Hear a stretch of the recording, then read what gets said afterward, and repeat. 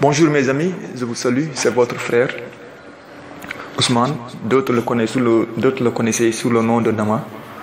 Je salue de passage mon ami Fimé de Côte d'Ivoire, Fimé Ofimou, Chine à Zénith. S'il m'entend, il saura que maintenant, Maître Nama a changé quoi. Bon, sinon je vous salue, voilà. Donc, c'est votre ami aussi, il y a d'autres, mais Chine à Zénith, lui quand même, c'est un ami à moi, quoi. Voilà, il est ivoirien, mais on ne s'est jamais vu. On ne s'est jamais vu. On s'est jamais vu. Donc, sans plus tarder, je continue. Récemment, je disais que les gens ont voulu expliquer l'astrologie en se basant sur les jours de naissance. D'ailleurs, il y a mon grand-père qui avait un livre en arabe, parce que souvent les Africains, nous, on a le complexe de l'arabe et du blanc. C'est une réalité, hein? C'est une réalité. Tout livre qui est écrit en français ou arabe, on dit que tout ce qu'il dit c'est vrai. Or, selon mon maître, je le salue de passage, pour ne pas citer son nom pour l'instant. Celui c'est mon maître, c'est un grand maître astrologue. Il est malien. Il est malien et vraiment chapeau à lui. Voilà, c'est l'astrologue de tous les temps. C'est un astrologue, je mentionne tous les temps. Il disait, toute personne qui écrit son livre, il l'écrit avec son intime conviction. C'est pas forcément tout ce qu'il dit qui est vrai. Parce que lui, ce qu'il écrit, c'est en rapport à ce que lui, il a vécu. Donc, même moi, Ousmane, qui vous parle là, c'est pas forcément tout ce que je dis, c'est vrai. Parce que il y a mon expérience, c'est vrai. Il y a aussi mes recherches, c'est vrai. Mais aussi, il y aura aussi ce qu'on appelle en Wolof sama jikko, c'est-à-dire c'est-à-dire comment on dit ça en français, mais mon comportement en termes d'éducation aussi, voilà, va influencer sur mon mode de communication. Donc vous verrez que l'astrologie, ils ont tenté, dans ce livre là, c'est écrit, le livre de mon grand-père, lui il disait que l'astrologie ça se limite là quoi, parce qu'il disait que oui, c'est livre là, ça s'appelle Wiladatu Sifatu, je crois, si j'ai pas oublié le nom en arabe, comme je suis pas trop fort en arabe là, mais je crois que c'est Wiladatu Sifatu.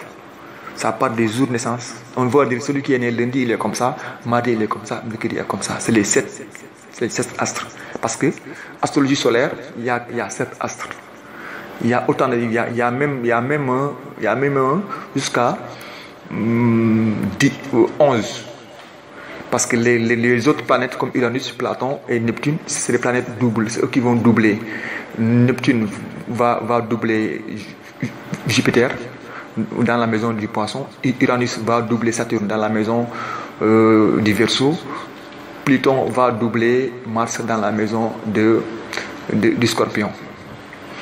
Donc souvent c'est ces planètes doubles là qui vont donner des effets de folie, ou bien ce qu'on appelle les femmes de nuit, ou bien des hommes de nuit.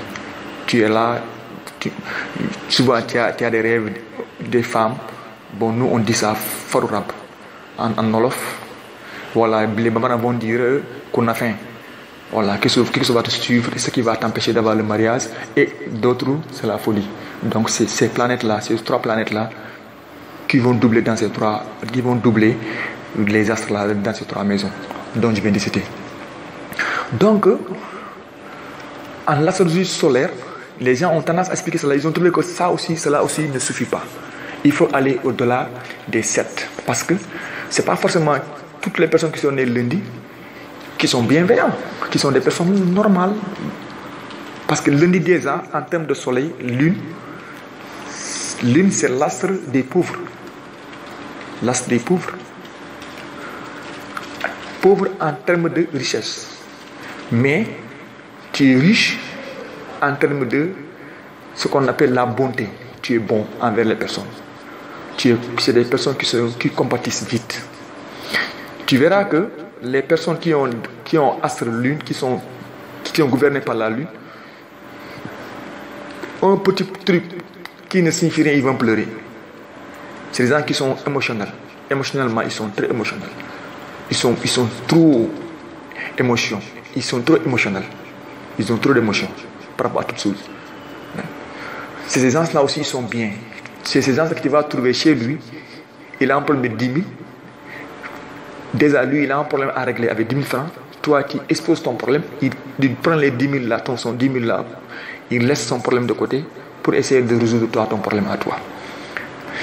Et ce qu'il va dire, qu'est-ce que je peux faire? Il est venu, il m'a demandé, il faut que je l'aide. Et lui, il reste avec son problème. Donc, c'est des personnes qui sont... Donc, l'une, c'est l'astre des pauvres. Vous verrez que le prophète bien-aimé, paix et salut sur lui, vous verrez que même lui, tu vois, il n'a pas de compte bancaire. Il a vécu dans la pauvreté en termes de richesse. Mais il est connu partout. Il est connu partout. Dans le monde entier. Donc, l'une, c'est l'as des pauvres. Pour cela, quand on dit, oui, ton enfant est né l'indirect, toi tu jettes de voix. Oui, il faut juste crier de voix. Il faut crier de joie. Mais sache que tu as un enfant qui est pauvre en richesse. Même si il sera riche, mais il faut que d'autres planètes interviennent en lui. Soit Mars va intervenir, ou bien Jupiter va intervenir. Cela va dépendre de l'année de naissance, de l'année de naissance, et leur naissance, et les jours où il sera né, qui vont influencer pour essayer de lui apporter cette richesse-là. Mais chaque planète a une caractéristique bien déterminée. C'est la personne. Vous verrez que Mars, c'est des personnes qui sont ils sont forts, ils sont puissants, ils sont téméraires, ils sont impulsifs, mais c'est des guerriers, c'est des combattants, c'est des personnes aussi, c'est des loyales, ils tiennent promesses, ils sont ponctuels. Donc, cela aussi, on va revenir dans les cycles lunaires de 36 ans aussi, dans les cycles astrales, solaires de 36 ans. On va y revenir, Inch'Allah, dans ces détails-là. Donc, Mercure, c'est la communication. Tu vas voir, Mercure va amener des personnes